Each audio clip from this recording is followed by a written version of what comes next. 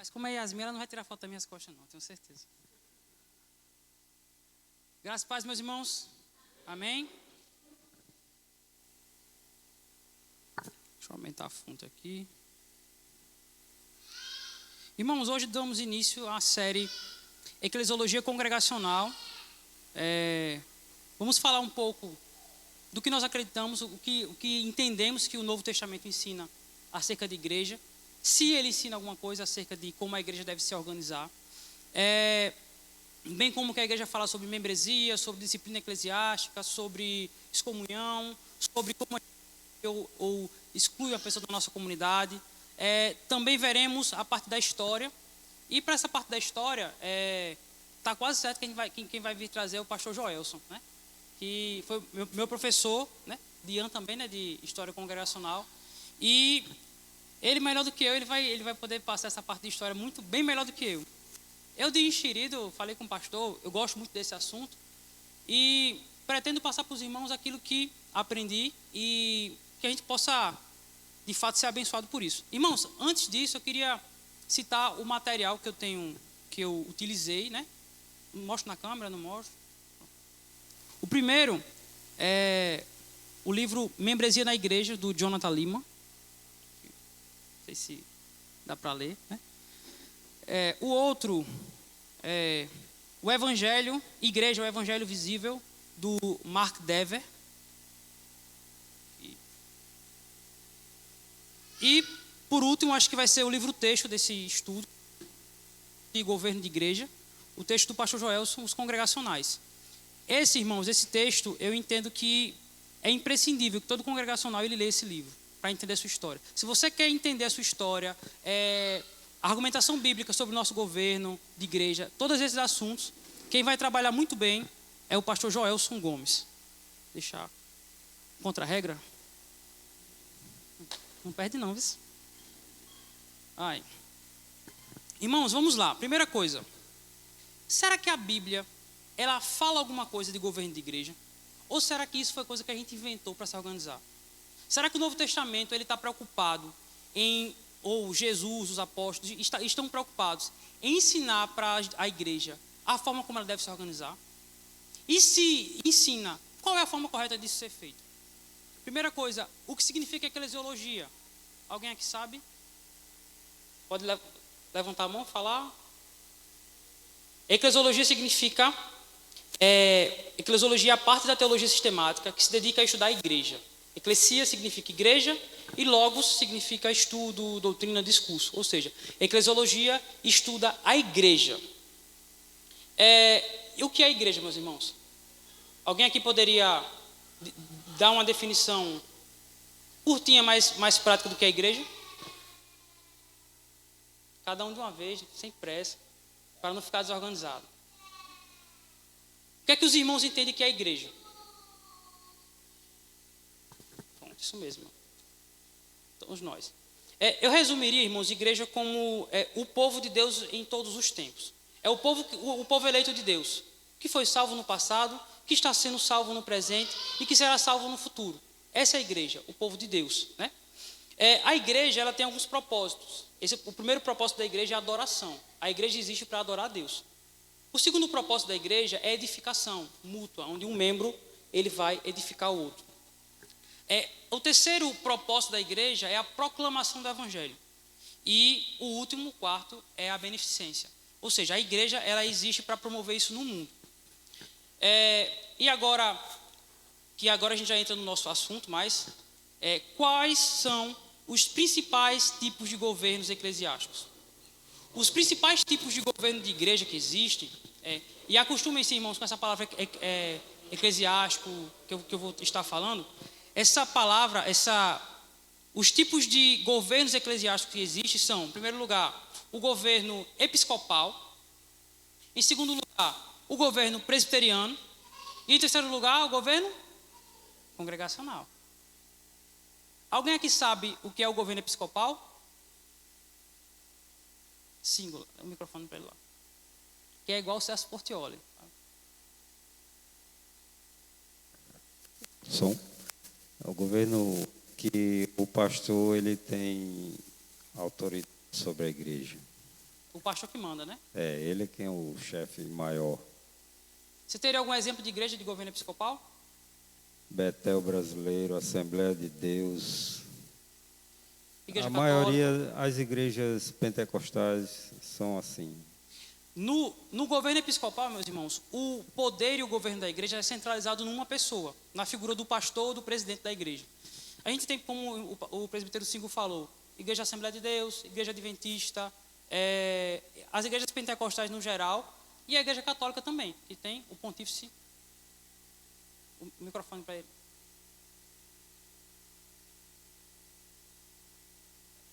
É para ele. Você quer falar mesmo? Isso, microfone. Seria bom comentar, Tielso, a respeito do governo episcopal, né? Mostrar que a Igreja Católica, a primeira a ser usada, né? A Igreja Católica Romana, e existe uma base, né? Existe um texto que dá brecha para ela usar esse governo. Seria bom falar sobre isso para a gente não ferir o governo das igrejas das outras pessoas. Se elas usam é porque tem uma base, né? Sim, sim. E a gente aprendeu bem isso lá, né? No seminário, então é bom passar isso também para as pessoas para que fique bem claro isso.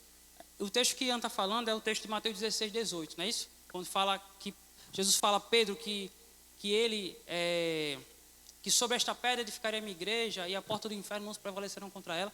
Os católicos eles vão se usar desse texto para dizer que Pedro foi o primeiro papa e por isso, e depois de Pedro, vários outros papas foram se sucedendo até o Papa Francisco que está aí hoje. Mas a gente vai ver, irmãos, a gente vai trabalhar isso também hoje, se der tempo, que não se sustenta, tá bom? Mas, de forma resumida, o governo episcopal, o poder está centralizado em uma pessoa só. Essa pessoa toma as decisões, essa pessoa, ela que exerce a disciplina, ela que exerce todas as outras coisas da igreja. O segundo tipo de governo é o presbiteriano. No governo presbiteriano, a igreja elege os presbíteros. E os presbíteros, eles vão governar a igreja. Os presbíteros vão formar um conselho e eles vão estar governando a igreja.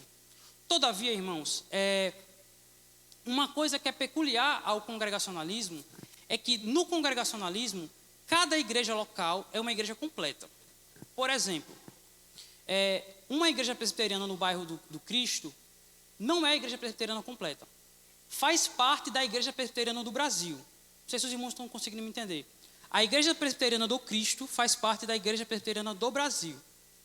Da mesma forma, uma congregação da Assembleia de Deus, ela faz parte da sede. E a gente vai ver isso mais nos assembleanos, né? Eles vão se referir, não, porque na sede, sempre vai ter essa ideia de que aquele local ele não é igreja. No congregacionalismo, cada igreja é uma igreja completa. Não existe igreja congregacional do Brasil. Existe o quê? Igrejas congregacionais do Brasil. Por quê? Porque no congregacionalismo nós entendemos que cada igreja local é uma igreja completa. Então, não é uma filiação onde, por exemplo, o presbitério na igreja presbiteriana, que vai ser a junção de igrejas, ele decide coisas dentro da igreja local. Ele vai interferir dentro da igreja local. Então, primeiro é o episcopal, onde uma pessoa só ela vai ter esses poderes de governar a igreja.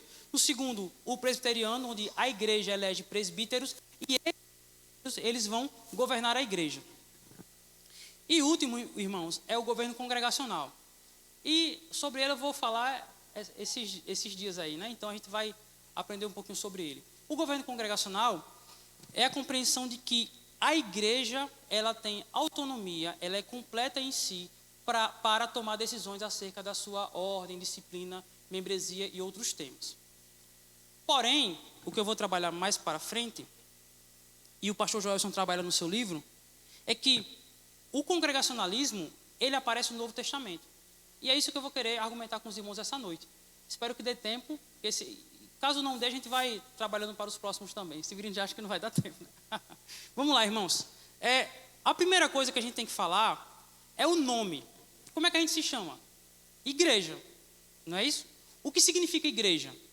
A palavra grega para igreja é a palavra eclesia. E o que significa eclesia? Eclesia significa igreja, congregação ou assembleia. A gente tem que pensar numa coisa. Por que a igreja primitiva, por que a igreja lá do início escolheu o nome igreja para si? Porque quando a gente escolhe o nome para uma coisa, a gente quer dizer alguma coisa com isso, né? Se você, por exemplo, porque a gente usa muito isso na questão de palavras antigas, né? Mas A palavra eclesia não era uma palavra religiosa, era uma palavra do uso dos grupos de assembleias que tinham herança grega. Para a gente poder se aprofundar, eu queria ler um texto para vocês.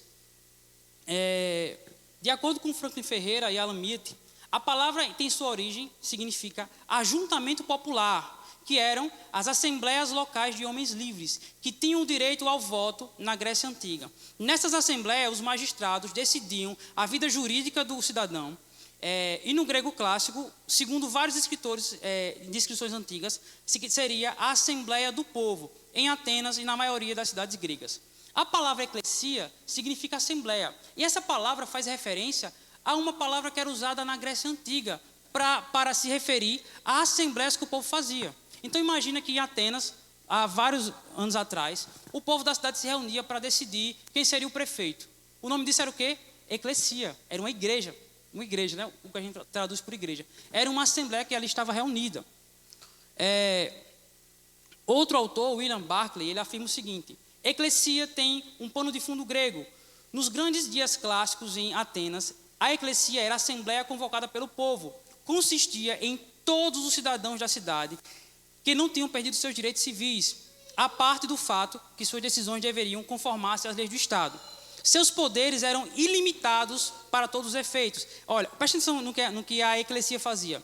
Elegia e demitia magistrados, dirigia a política da cidade, declarava guerra e fazia paz, contratava tratados e planejava alianças, elegia generais e outros oficiais militares, alocava tropas para campanhas e enviava para outra cidade. Era responsável, em última análise, pela maneira de conduzir todas as operações militares.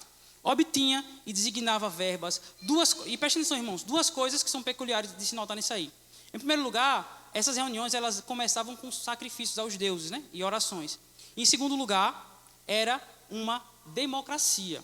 E a pergunta é: por que as igrejas primitivas chamaram a si mesmas de assembleia? Porque imagina, irmãos, hoje, a igreja começou hoje. A gente pega e vai se chamar de Assembleia Legislativa. Imagina, não é estranho a gente pensar em igreja como Assembleia Legislativa? Mas é mais ou menos isso que acontece aqui. O povo de Deus, ele se apropria de um nome que não era usado no contexto religioso para se referir ao contexto religioso. Mas se eu me refiro à nossa comunidade como Assembleia Legislativa, o que é que eu quero dizer? É que nesse povo há democracia. No meio desse povo há voto, há eleições, há discussões de temas. E é por isso que a igreja ela escolhe esse nome para si. Aí você pode falar: não, Teles, mas as palavras elas mudam o sentido com o tempo. Isso poderia ser lá na Grécia Antiga, mas depois, no tempo dos discípulos, mudou. E é isso, irmãos, que eu quero agora entrar nos textos com os irmãos amados. Eu queria que os irmãos abrissem lá e colocar... Dá para colocar aqui também, Rogério? Não dá. Coloca aí. Rogério não, Jerônimo. Mateus capítulo 18, versículo 15 ao 20. Eu vou ler, irmãos, para a gente ir ganhando tempo, tá bom? Mas vocês podem abrir aí também. Preste atenção, irmãos. Se o seu irmão pecar contra você, vá e a sós com ele, mostre-lhe o erro. Se ele ouvir, você ganhou o seu irmão. Mas se ele não ouvir, leve consigo mais um ou dois outros, de modo que qualquer acusação seja confirmada pelo depoimento de 2 ou 3 testemunhas. Se ele recusar ouvi-los, conte à igreja. Se ele recusar ouvir a igreja, trate-o como pagão ou publicano. Digo-lhes a verdade: tudo que vocês ligarem na terra terá sido ligado no céu, e tudo que vocês desligarem na terra terá sido desligado no céu. Também lhes digo que se 2 de vocês concordarem na terra em qualquer assunto sobre o qual pedirem, isso lhes será feito por meu Pai que está nos céus, onde se reunirem 2 ou 3 em meu nome, ali estou no meio deles. Geralmente a gente lê esse texto no culto de oração quando pouca gente, né, irmãos? O culto vem 2, 3 pessoas, a gente fala: irmãos, porque a Bíblia diz que quando tiver 2 ou 3 reunidos em meu nome, ali eu estarei presente. Só que, isso é verdade, Jesus está no meio quando tem poucas pessoas também. Só que esse texto ele está se referindo a um processo disciplinar na igreja. Se você observar, o que acontece? Jesus ele estabelece um processo para lidar com o pecado cometido. Primeiro, nós devemos confrontar o irmão individualmente. O irmão pecou, descobri que o irmão pecou. Eu vou até ele, repreendo ele e digo por que ele está errado. Aí ele se arrependeu. O texto diz o quê? Ganhaste o teu irmão. Olha que coisa boa. Só que, Se o irmão se recusar a me ouvir, o que é que o texto diz que eu tenho que fazer? Isso mesmo, chamar 2 ou 3.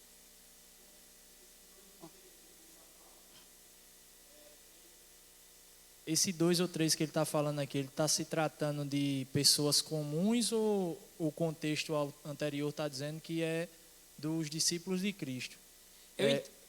Como é assim, como interpretar isso aqui? É de pessoas comuns ou é de acordo com os versículos anteriores que falam de fato que são líderes aqui? Ele tratando de líderes. Quais versículos? Vamos lá. Ele está falando sobre o maior reino dos céus, a parábola da ovelha perdida. Para quem aqui? Ele está conversando com quem? Com Jesus? Com os discípulos. Com os discípulos, né? E os discípulos aí, agora a gente tem que ter o seguinte, se o discípulo aí está se referindo aos 12, ou se está se referindo à comunidade que acompanhava Jesus. Isso. A minha dúvida é essa, se está se referindo aos 12, né? Aqueles que andavam com ele mais próximo, ele está ensinando a estes ou está ensinando a todos no geral? Eu entendo que esse texto se refere aos discípulos de Jesus em geral. Tanto porque, quando a gente olha para 1 Coríntios capítulo 5, o apóstolo Paulo, ele vai, a gente vai também para esse texto mais para frente, mas ele vai dizer que a igreja ela tem que excomungar uma pessoa. E esse direcionamento é para toda a igreja. E a pessoa aqui que observa o pecado não necessariamente é um apóstolo, não necessariamente é um discípulo. Então eu entendo que esse 2 ou 3 que o texto fala, tanto que faz referência ao Antigo Testamento, que no Antigo Testamento, para se ter uma acusação, você tem que ter testemunhas, seria qualquer pessoa da comunidade que tenha condições de fazer essa repreensão. Mas também, e eu entendo que até melhor que seja os líderes da igreja, os presbíteros, os diáconos. O presbítero 5 quer falar. Eu acredito que se refere a todos, porque você não iria chamar 2 pessoas para ser testemunha de um assunto que não sabe, que não vai ter nem autoridade, nem vai ter referência de nada, para poder repreender uma pessoa que não sabe nem qual é o assunto, né? Eu penso assim. E eu entendo dessa forma também, irmão. E assim, a questão é que, só que tem uma questão. Se as pessoas não souberem do pecado, eu tenho nesse sentido aqui, mas isso, irmãos, ó, quem vai falar de disciplina é o pastor, tá? Mais para frente. Deixa eu só responder primeiro ele. É dentro do assunto, viu? Pode perguntar, então. Colocar. Colaborar aqui com vocês, mas queria abranger, tá certo? Não só dentro da igreja, não só na comunidade cristã.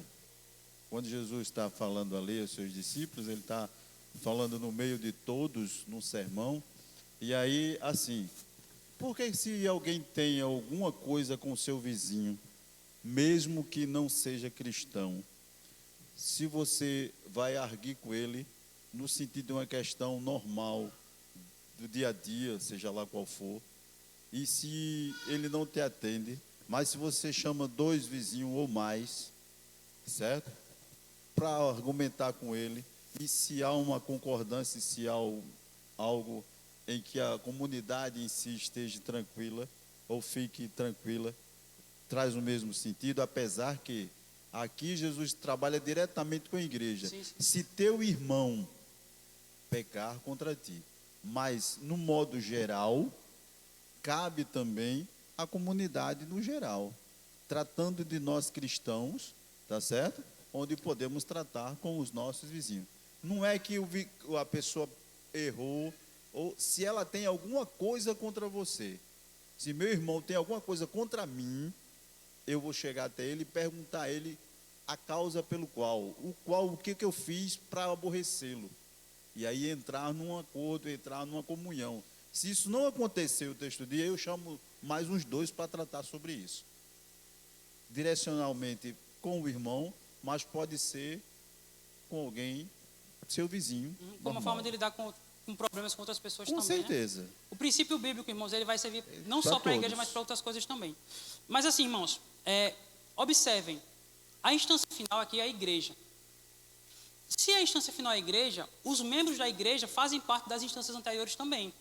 E quando a gente olha para o texto de Mateus, não existe nenhuma palavra que indica que seja um apóstolo, ou um presbítero, ou um bispo. O que o texto diz é que se teu irmão pecar contra você, e ele está falando com os discípulos, e isso é conosco também, pecar contra você, vai até ele repreenda. Se ele não te ouvir, você vai com 2 ou 3 para repreendê-lo, para você ganhar o seu irmão. Tanto que, se os irmãos observarem, no contexto anterior, Jesus conta a parábola da ovelha perdida. O propósito da disciplina eclesiástica, o propósito da gente de correr atrás dessas pessoas, seria o quê? A restauração. A gente busca sempre a restauração. Quando eu era de Cujas Armas, eu tenho um exemplo bem rápido aqui para não perder tempo. Um jovem, eu avistei esse jovem, ele bebendo, que era da comunidade. E quando ele me viu, ele ficou assim, desesperado, ele tentou se esconder e tal. E eu também fiquei muito angustiado. Laís estava comigo também, ela viu. Aí a nossa vontade sempre é fazer vista grossa, porque a gente tem medo de ir até o outro e dizer, meu irmão, você está errado. A gente tem medo de falar com o irmão quando ele peca. Só que, irmãos, é nossa responsabilidade enquanto cristão, por amor ao outro, trazê-lo de volta ao caminho. Nós temos essa responsabilidade. Eu disse, Laís, não fala, eu digo, eu tenho que falar. Na outra semana, irmãos, eu o avistei, conversei com ele, disse que o amava, disse que ele estava pecando, disse que ele tinha cometido uma coisa extremamente errada. Ele se arrependeu na minha frente. Ele mostrou fruto de arrependimento e até hoje está bem caminhando para o Senhor. Ele foi conforme... Aí eu entendi o que o texto aqui diz. Ganhaste o teu irmão. Não tem coisa melhor, irmãos, do que você chegar para uma pessoa que está se desviando do caminho e dizer, irmão, né, venha por aqui, ó. E ele restaura para o caminho. Então, muitas vezes, a igreja, o que é que acontece? Eu descobri que Davi está cometendo pecado. Ele está botando muita pimenta na comida. E o restaurante, o pessoal está passando mal por conta disso aí. Aí eu pego e faço o quê? O que é que a gente faz? Vou contar para quem? Pastor. O pastor já tem tanto problema, meu irmão. O pastor já tem tanto problema para resolver. Tanta coisa casca grossa para resolver. Aí, porque Davi está botando mais pimenta na sopa, você vai dizer para o pastor? É minha responsabilidade, que sou irmão de Davi, chegar até ele e dizer, meu irmão, manda ele na pimenta aí. Por quê, irmãos? Porque ele é meu irmão e é minha responsabilidade trazê-lo de volta ao caminho. Tanto que você vê as próximas instâncias agora. Ele não ouviu? O que é que você faz? Leva para 2 ou 3. E se ele não ouviu 2 ou 3, caso essa pessoa não ouça a repreensão, o caso deve ser levado para quem, irmãos? Para o pastor?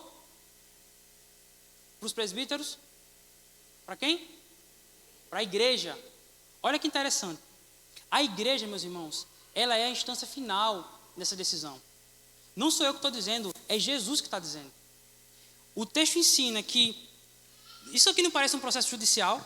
O cara comete um crime, aí ele pega e recorre a uma instância. Aí depois ele recorre a outra instância, até chegar na última instância. A igreja, irmãos, ela é a última instância. É a igreja quem diz se aquela pessoa, se a sua fé deve ser confirmada ou não. E vamos lá. Versículo... Cadê? Versículo 17. Se recusar a ouvi-los, conte à igreja. E se ele se recusar a ouvir também a igreja, trate-o como o quê? A versão está aqui? Pagão ou publicano. Olha que interessante. Aí Jesus fala, se o cara ele não ouve a sua repreensão, se ele não ouve a repreensão de 2 ou 3 e não ouve a repreensão da igreja, ele deve ser excluído da comunidade. Eu não vou entrar mais nesse assunto porque quem vai falar é o pastor. Esse problema aí deixa com ele. Mas a questão é, por que a igreja é a instância final? Olhemos agora para o texto do versículo 18. Para Rogério. Digo a verdade, tudo o que vocês ligarem na terra será ligado no... E tudo que vocês desligarem na terra será desligado no... Irmãos, olhem que maravilhoso. O que a igreja decide em assembleia é ligado na terra, mas também é ligado no... Irmãos, quando um irmão, ele permanece impenitente, ele não quer a repreensão da igreja, e quando a igreja afasta esse irmão, essa atitude da igreja de excluir esse irmão, é uma atitude que foi refletida no céu, meus irmãos. Olha que interessante, o congregacionalismo, ele não é democracia, é teocracia, é Cristo Jesus que governa a igreja através das assembleias. Por isso, irmãos, que nós devemos ter consideração pelas assembleias. Muitos de nós faltamos assembleias. Muitos de nós não valorizamos assembleias. Só que Cristo age por meio das assembleias. E ele continua, versículo 19. Também lhes digo que, se 2 de vocês concordarem na terra em qualquer assunto sobre qual pedirem, isso lhes será feito por meu Pai que está nos céus. Porque onde se reunirem 2 ou 3 em meu nome, ali estou no meio deles. Amém, irmãos? Então podemos ver o quê? Que quando a assembleia se reúne e ela delibera, quem está agindo na assembleia? Jesus Cristo. A assembleia não é meramente uma reunião administrativa. Não é uma reunião que a gente fala que é só para falar de coisa chata, né, como a gente acha. Na assembleia, meus irmãos, Jesus Cristo exerce a sua vontade no seu povo. Isso é maravilhoso, meus irmãos. Eu não sei vocês, mas eu sou apaixonado por esse assunto aqui.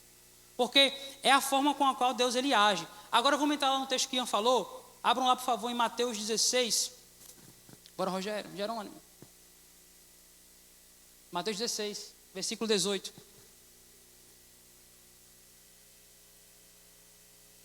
E eu digo que você é Pedro, e sobre esta pedra edificarei a minha igreja, e as portas do Hades ou do inferno não poderão vencê-la. Próximo. Eu darei a você as chaves do reino dos céus, e o que você ligar na terra será ligado nos... E o que você desligar na terra será desligado nos... A gente ouviu isso em algum canto hoje? Capítulo 18 de Mateus. Espera aí, então Jesus está falando com Pedro ou com a igreja? Jesus está falando com a igreja através da figura de Pedro. Irmãos, Pedro recebeu as chaves do reino dos céus. A igreja tem a chave do reino dos céus. Nós temos o poder de ligar e desligar. Irmãos, isso é maravilhoso. Deus, ele concedeu ao seu povo o poder de lhes representar na terra e de... Aí a questão de membresia, quando a gente recebe um membro, a gente está dizendo o seguinte, ó, eu olho para o seu testemunho, eu julgo o seu testemunho e digo, o seu testemunho é fiel. Eu reconheço você como irmão. A igreja, ela recebe a pessoa como membro. E quando a igreja, ela exclui, ela fala, olha, teu testemunho não está batendo com o que a Bíblia ensina. Nós não conseguimos mais dizer que ele é verdadeiro. A gente não considera você mais um irmão. Então, irmãos, por isso que é tão importante nós sabermos o que é ser membro. É tão importante nós sabermos o que significa membresia na igreja. Eu sou membro da Igreja Congregacional do Cristo. Ah, é só a igreja que eu vou. Não, meu irmão. É a igreja que você carrega o nome nas costas. É a igreja que, se você faz alguma coisa errada, o nome da igreja e do pastor vai junto com ela. Nós temos responsabilidades, irmãos. Ser membro, receber membros, admitir membros, excluir membros, é uma responsabilidade que Cristo concedeu ao seu povo. Amém, queridos? Vamos lá. Agora vamos para Atos, capítulo 1. Rogério, eu vou querer a versão Almeida Corrigida Fiel. Viu? Irmãos, eu vou usar a Almeida Corrigida Fiel. Por quê? Porque nas outras versões, a palavrinha grega que aparece, eles não traduzem por eleição. Aí eu quero trabalhar com vocês.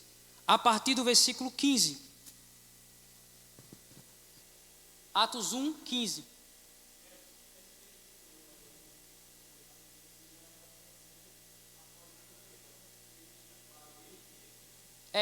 Porque o pronome demonstrativo, Ian está falando aí.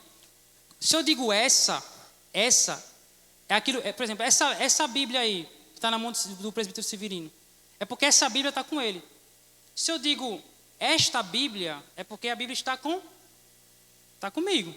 Então, quando Jesus fala esta pedra, ele está se referindo a ele mesmo. E, irmãos, quando a gente olha para as cartas de 1 Pedro, ele fala que a pedra é quem? Cristo. Então, não tem nem o que... Isso é coisa para deixar católico com raiva, né? Vamos lá. Versículo 15 do capítulo 1 de Atos. E naqueles dias, levantando-se Pedro no meio dos discípulos, ora, a multidão era quase 120 pessoas, disse... Não, deixa aí, primeiro. Olha que interessante. Levantando-se Pedro no meio dos discípulos. Aí já responde também aquela pergunta do versículo 18, se é discípulo ou se é os apóstolos. Pedro se levanta no meio dos discípulos. A multidão era de quantas pessoas? 120. E ele disse, pode passar. Homens e irmãos, convinha que se cumprisse a escritura que o Espírito Santo predisse na boca de Davi, acerca de Judas, que foi guia daqueles que prenderam Jesus. Pode passar? Porque foi contado conosco e alcançou sorte nesse ministério. Pode passar? Ora, adquiriu um campo com galardão da iniquidade e precipitando-se, rebentou em meio a todas as suas entranhas, se derramaram. Deixa eu ver só, para tu adiantar para o versículo que é. Cadê?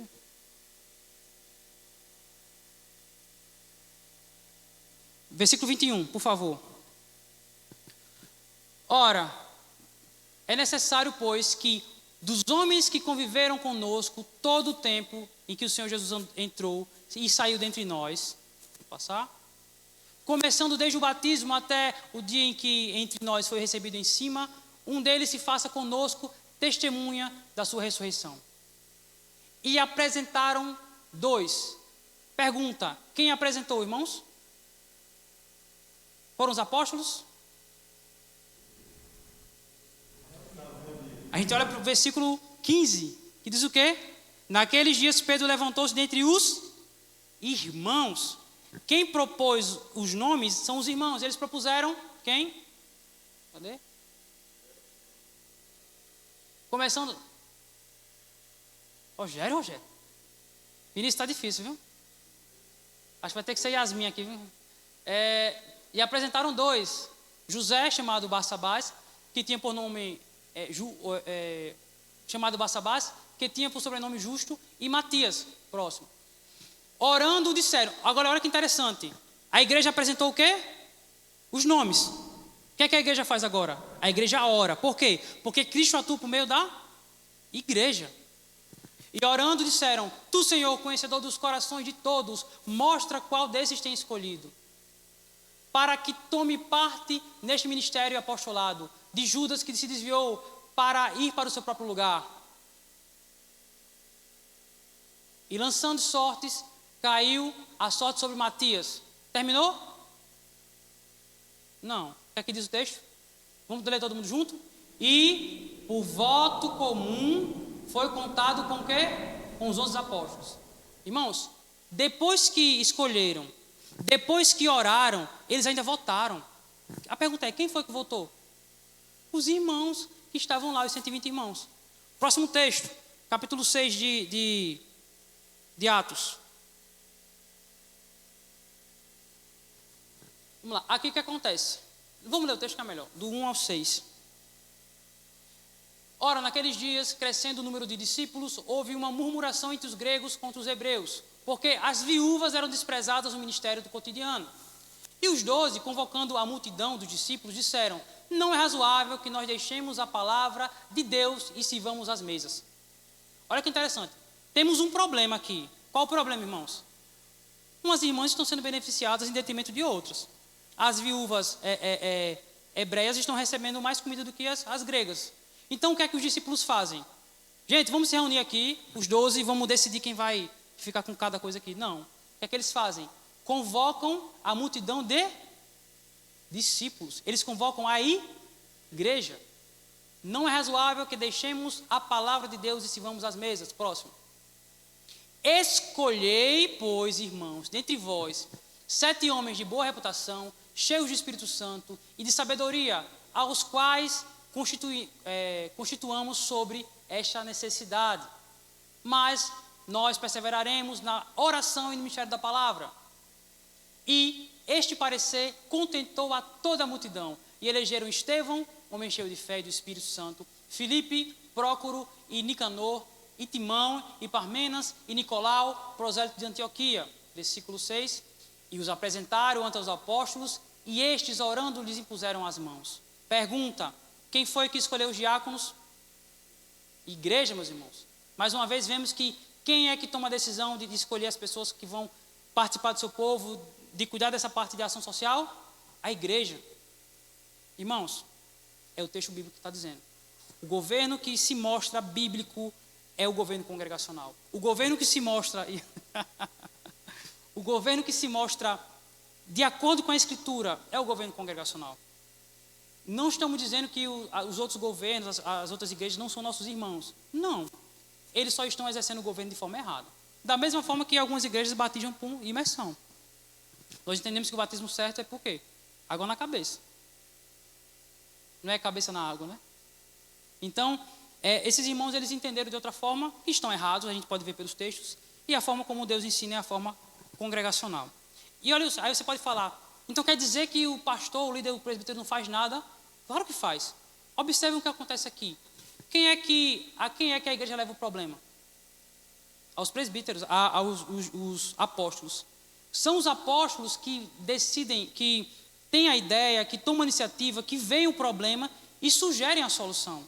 É dever dos líderes, dos pastores, dos presbíteros, atuar como, porque a palavra presbítero significa supervisor, atuar como um supervisor mesmo, olhando de cima assim, vendo assim, ó, rapaz, ali tem um problema, viu? Lembra que foi Pedro que disse que precisava de mais um? Por quê? Porque o líder ele tem essa função de perceber esses problemas. E apresentam a eles e eles oram por eles. Agora vamos para Atos capítulo 14, versículo 21 ao 23.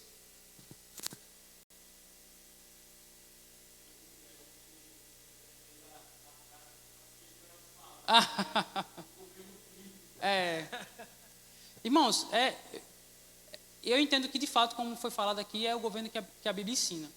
Atos capítulo 14, versículo 21. E tendo anunciado o evangelho naquela cidade e feito muitos discípulos, voltaram para Listra, Icônio e Antioquia, confirmando os ânimos dos discípulos, exortando-os a permanecer na fé, pois que por muitas tribulações nos importa entrar no reino de Deus. E havendo por comum consentimento eleito anciãos em cada igreja, orando com jejuns, encomendaram ao Senhor em que haviam crido. Ancião é presbítero, tá, irmão? Ancião e presbítero é a mesma coisa, a palavra. Olha o que acontece.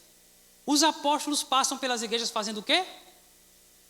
O que é que eles estão fazendo nas igrejas? Isso mesmo, elegendo. Os apóstolos estão nas igrejas elegendo presbíteros. Coloquei errado. Eles estão nas igrejas, orientando as igrejas a eleger os seus presbíteros. Olha que interessante.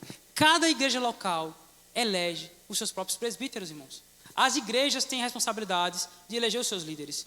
Irmãos, e como é que nós fazemos essas eleições? Através de que recurso? O quê? Assembleia. E na Assembleia acontece o quê? Votos. E olha que interessante. Agora eu vou citar o pastor Joelson aqui.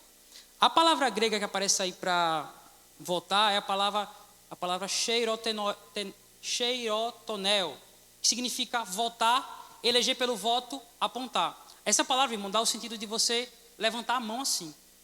Então, o que é que o texto está dizendo? O seguinte, que as igrejas pelas quais os apóstolos Barnabé e Paulo passaram, elas elegiam os seus presbíteros por meio de voto. Amém, irmãos? Eu vou pular o texto de Atos 15, porque é muito longo, a gente vai acabar demorando um pouco mais. Vamos agora para 1 Coríntios 5. 1 Coríntios 5. Quem lembra o que acontece aqui?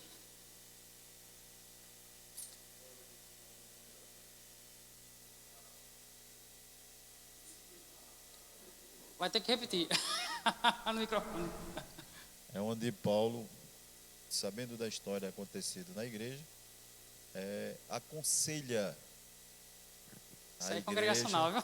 aconselha a igreja a disciplinar o irmão, tirar do rol de membro, porque realmente ele estava trazendo um atrito grande dentro da igreja. Uhum. E da história os amados já sabem.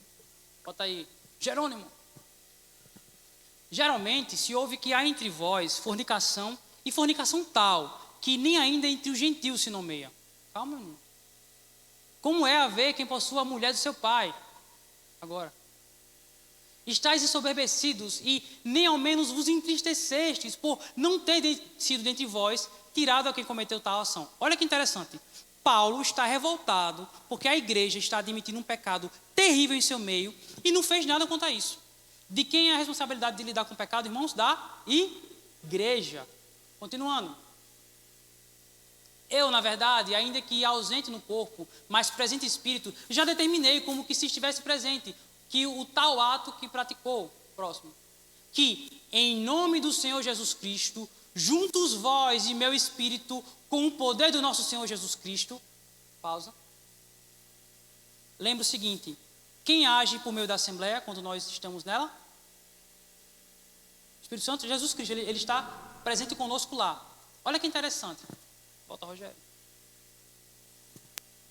Olha o que Paulo está dizendo, que a Assembleia se reúne em nome do nosso Senhor Jesus Cristo, Jesus liderando acima, juntos nós e o meu espírito, de novo, com o poder do nosso Senhor Jesus Cristo, próximo, seja esse tal entregue a Satanás para a destruição da carne, para que o espírito seja salvo no dia do Senhor Jesus. Irmãos, o que é que Paulo está dizendo para esse povo aqui? Gente, vocês estão suportando esse pecado terrível no meio de vocês. Vocês estão aceitando esse pecado perverso no meio de vocês. Quando vocês se reunirem em assembleia, em nome de Jesus Cristo, expulsem esse homem do meio de vocês. Quem expulsa é Paulo? Quem expulsa são os presbíteros? É o conselho da igreja. Quem expulsa, meus irmãos, é quem? A igreja. Pode falar. Esse texto é bem explícito, né? A questão do governo congregacional, a igreja soberana, né? Bem explícito mesmo. O pastor Joel, ele fala o seguinte: imagine, irmãos, Paulo é apóstolo. Ele não é diácono, presbítero, ele é apóstolo, meus irmãos. Quem tinha mais moral de mandar aqui era Paulo. Ele não faz, gente, ó, não, esse cara, ele não vai ficar aí não. Eu estou expulsando ele. Não, meus irmãos. Ele passa para a igreja a responsabilidade de que a igreja vai lidar com aquele problema. Então, irmãos, por esse texto nós podemos ver que o governo da igreja é o quê? Congregação? Não. Agora, eu vou pular isso também. 1 Coríntios 16, 3. Para não passar muito tempo. Sem pressão, hein? E quanto ao que tiver chegado, mandarei cartas. E quando tiver chegado, mandarei os que por cartas aprovardes para levar a vossa dádiva a Jerusalém.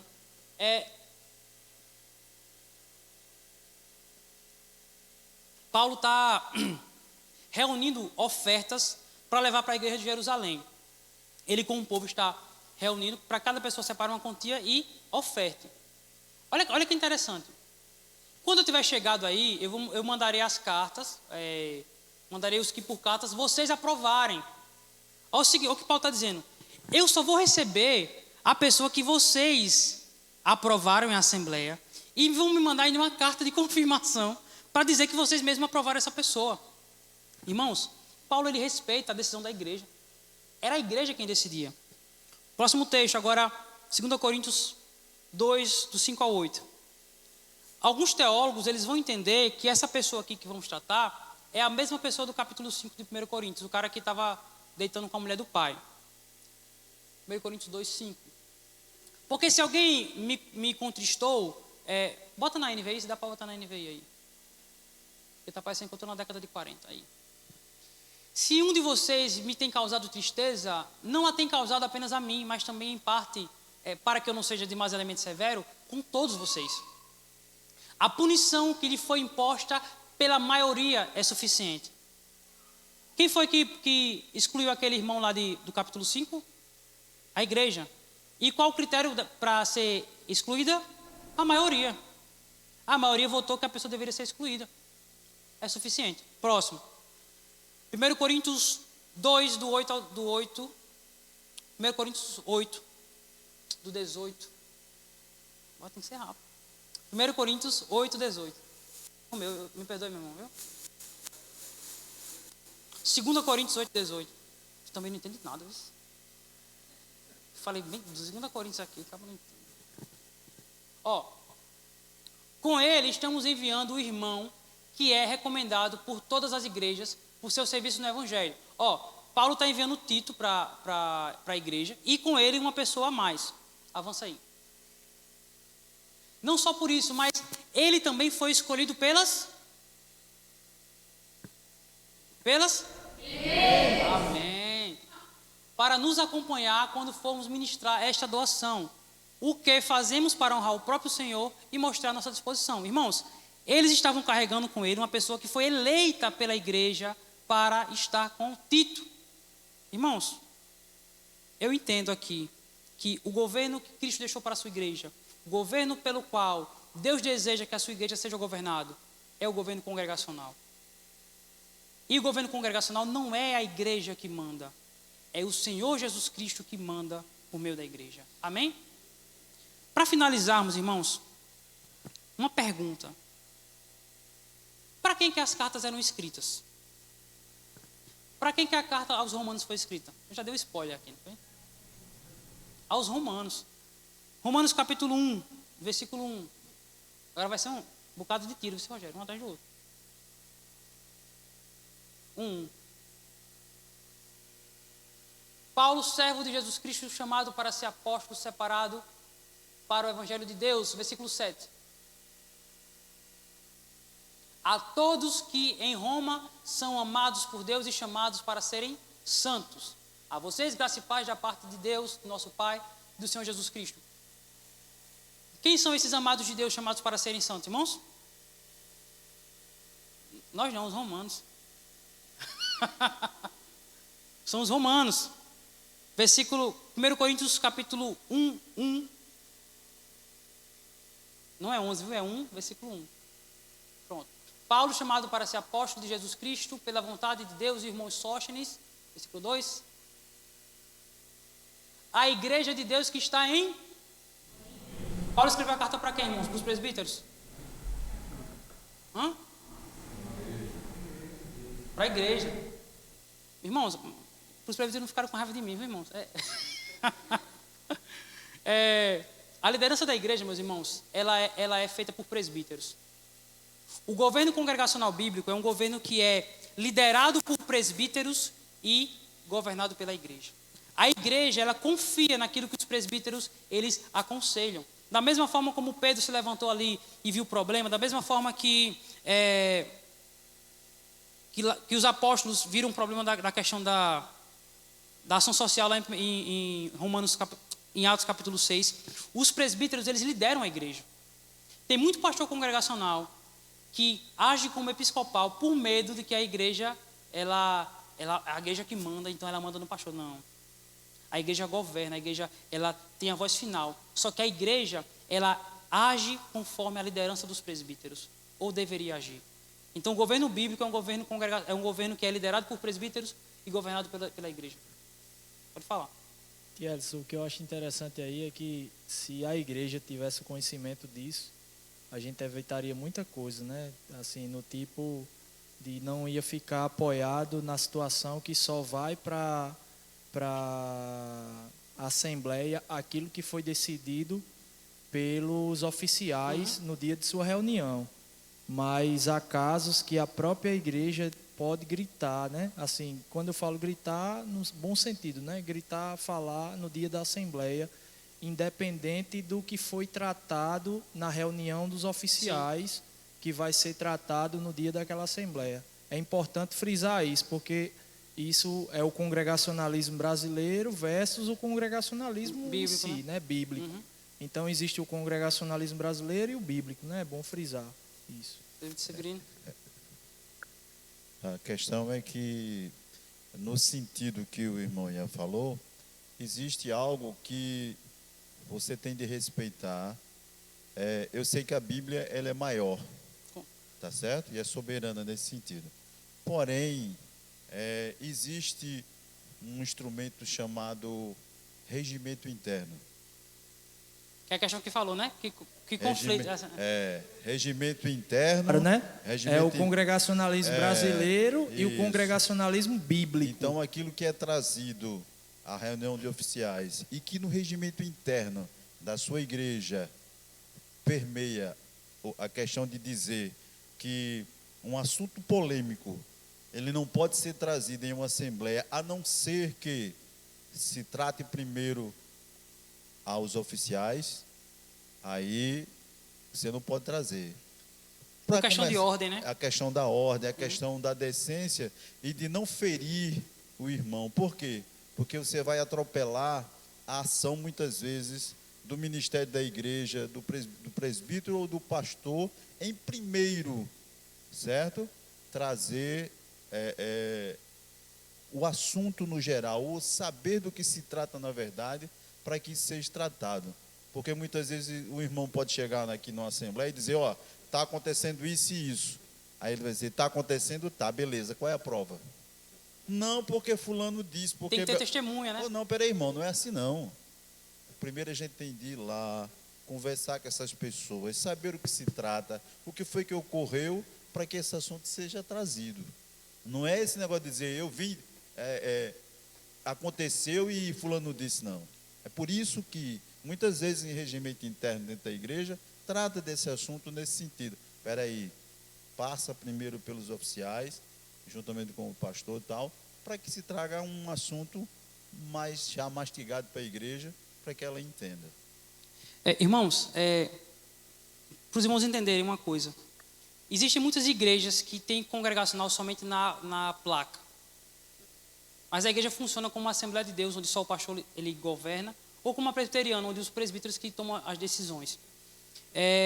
Essa questão que tanto que Ian falou, como o presbítero Severino falou, é uma linha tênue, porque existem igrejas que são de fato congregacionais, que isso acontece por questão de ordem, de fato, né, irmão? A igreja ela vai ter essa organização. Só que tem igrejas que usam desse recurso para só ir para a Assembleia dos assuntos que eles querem. Acontece isso também, né? Igrejas no nosso próprio meio, que os pastores eles usam recursos do estatuto para encerrar uma assembleia, para não ser falado de um tema, e agem de formas que, nesse caso, vão favorecer eles mesmos, né? Mas não vão agir de acordo com a Escritura nesse sentido. Às vezes a gente diz assim, eu entendo, Ian, é congregacionalismo brasileiro, mas quando tem um regimento interno, quem foi que elegeu? A igreja. Quem foi que votou?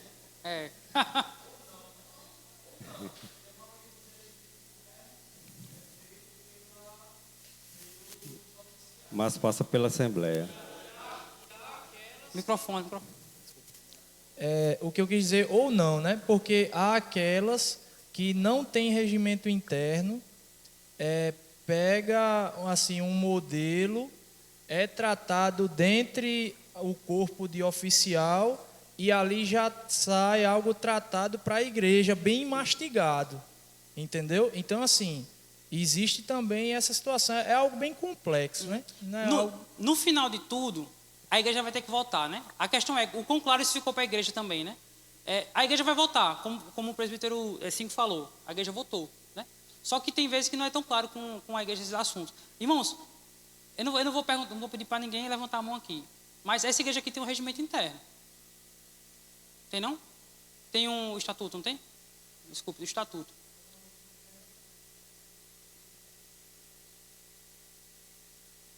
Pronto. Vamos, tem um estatuto.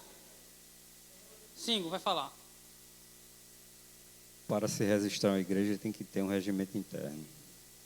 Pronto. Tanto o regimento interno como o estatuto. Irmãos, quantos de nós aqui já lemos o estatuto e o regimento interno da nossa igreja? Porque assim, é importante nós conhecermos isso também. Mas não vamos nos prender nesse assunto. Vamos para frente para a gente finalizar aqui. Faltam só 2 textos. Abra aí em Efésios capítulo 1, Jerônimo. 1:1.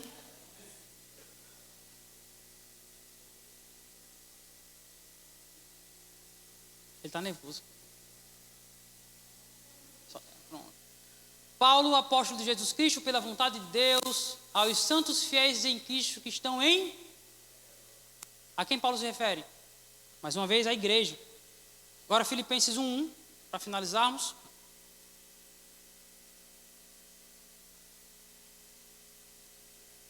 Paulo e Timóteo, servos de Cristo Jesus, a todos os santos de Cristo que estão em Filipos, com os bispos e diáconos. Olha que interessante. Os bispos e diáconos, os presbíteros e pastores, eles estão com a igreja. Mas a carta é para a igreja.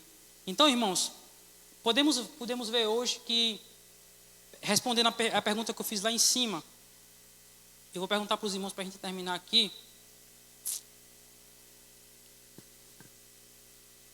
O Novo Testamento ensina que existe um governo específico e correto de governo de igreja? Eu acho que não teve convicção. O Novo Testamento ensina que existe um governo específico de governo de igreja, irmãos? Sim. E qual é esse governo, irmãos? Congregacional. A gente pode ver no Novo Testamento que a forma pela qual Cristo deseja agir pela sua igreja é o governo congregacional. Por isso, irmãos, quando numa assembleia todo mundo votar contra a gente foi contrariado, a minha proposta não passou, a maioria ganhou, eu saio com raiva. Povo burro, povo não sabe pensar direito. Não, meus irmãos, a vontade de Jesus Cristo foi feita naquela assembleia. Amém, queridos? Colabore, meu irmão. Algo interessante na igreja, e numa igreja sadia, tá certo? De certa forma, que onde os amados entendam o que é um regime congregacional, e que aqui é uma igreja congregacional, é assim, é que quando o pastor trouxer um assunto à igreja a tratar, os amados mastiguem o assunto, coma o assunto, entenda o que é que está se trazendo, qual a finalidade desse assunto e o que é que ele vai trazer de crescimento, de benefício e também de malefícios para a igreja. Para que aí você chegue e diga sim ou não. Tá certo? Porque muitas vezes, sabe o que acontece? De certa forma, no contexto que o Ian trouxe, as coisas vão e se decidem as coisas, talvez muitas vezes em certas igrejas que se dizem regimes congregacionais, que tem estatuto ou não, é porque existem muitos irmãos lagartixa. Você sabe como é irmão lagartixa, né? É quando a pessoa diz, você vota, o irmão está lá. Entendeu? Você não sabe nem o que aconteceu, o assunto estava bem distante, não quero nem saber o que estava trazendo. Não, irmão, é para o bem da igreja, está certo. Entendeu? É o irmão lagartixa. Como o assunto, irmão, estuda o assunto, veja o que é que ele está trazendo para a igreja, qual é o benefício que ele está trazendo, o que é que está acontecendo aquilo ali, que assunto é esse realmente, como é que está. Agora sim, assim, meu irmão, ou não, isso aí não é bom para a igreja não, tá certo? Agora argumente por quê, né? Porque depois você não está dizendo, eu não voto certo com isso aí não. Por quê? Eu voto sim. Por quê? Estude, veja por quê. É verdade. Muitas vezes, irmãos, O que eu acho interessante em tudo isso, né? Toda essa parte polêmica que a gente trouxe, o que faz o nosso coração descansar é a gente ter uma certeza que, independente da decisão que foi decidida ali pelo nosso governo, a gente tem a convicção que foi Deus que daquela forma, né? Até porque as escrituras nos ensinam, né, que até o pior governo daquela época, Paulo disse que foi Deus que decidiu, foi para a glória de Deus. Então, mesmo sendo algo errado ali, aquela decisão, uma hora Deus vai fazer com que aquela situação ali mude e seja aplicado a boa, perfeita e agradável vontade dele. Então, o problema é que a gente não quer descansar nessa certeza, né? Que a gente tenha a convicção no coração, descansar, independente do que for dito, uma hora vai ser feito para a glória de Deus. Isso aí, irmãos, é interessante porque, e quando a Assembleia, e se a Assembleia for manipulada, e se a Assembleia tomar uma decisão ruim? Cristo não agiu por meio dela? Agiu, meu irmão. E Ele vai punir a igreja por meio disso aí também. Por mais, quando a gente tenta, irmãos, manipular as coisas, a vontade de Deus prevalece, meus irmãos. Fez um arrumadinho para colocar uma pessoa, Deus, Ele vai agir. Deus, Ele vai agir, meus irmãos, porque Ele disse que Ele iria agir. Então nós temos que confiar, irmãos. Não porque o governo congregacional é o governo que o povo decide, não. Mas como já foi falado, porque é o governo pelo qual Cristo Jesus atua em seu meio. Amém, meus irmãos? Mais alguma pergunta? Amém? Sim. Estou feliz que vocês estão gostando do assunto. Eu tenho uma dúvida em relação aos outros governos. Tudo errado, estou brincando.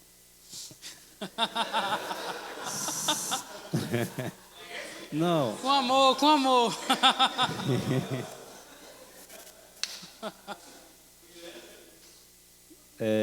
Interfere alguma coisa na salvação dos irmãos? De forma nenhuma. Pronto.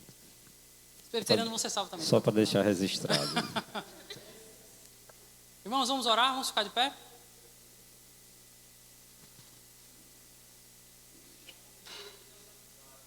Isso mesmo.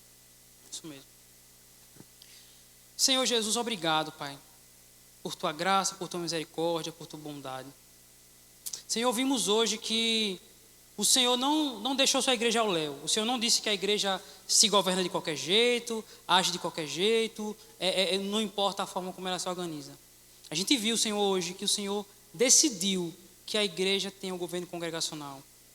Mas não porque nós manipulamos, decidimos ou qualquer outra coisa, Senhor, mas porque o próprio Cristo Jesus se faz presente, Pai, quando nós nos reunimos em seu nome. Confiamos, Pai, que o que tratamos como igreja congregacional, como o povo de Deus, o Senhor está no meio atuando, fazendo a tua vontade. Deus, que esse curso, essa preparação de membresia, discipulado, de eclesiologia congregacional, Senhor, não seja meramente um assunto técnico, um assunto que não nos interesse muito, Pai, mas que possamos, Deus, entender qual é a responsabilidade de um membro, Pai, qual o dever de um membro, qual as nossas obrigações, Pai, que temos uns para com os outros. Ó, Senhor, obrigado por hoje, obrigado pelo que foi falado aqui. Pedimos ajuda, Pai, em nome de Jesus Cristo, teu Filho. Amém. Deus nos abençoe, meus irmãos.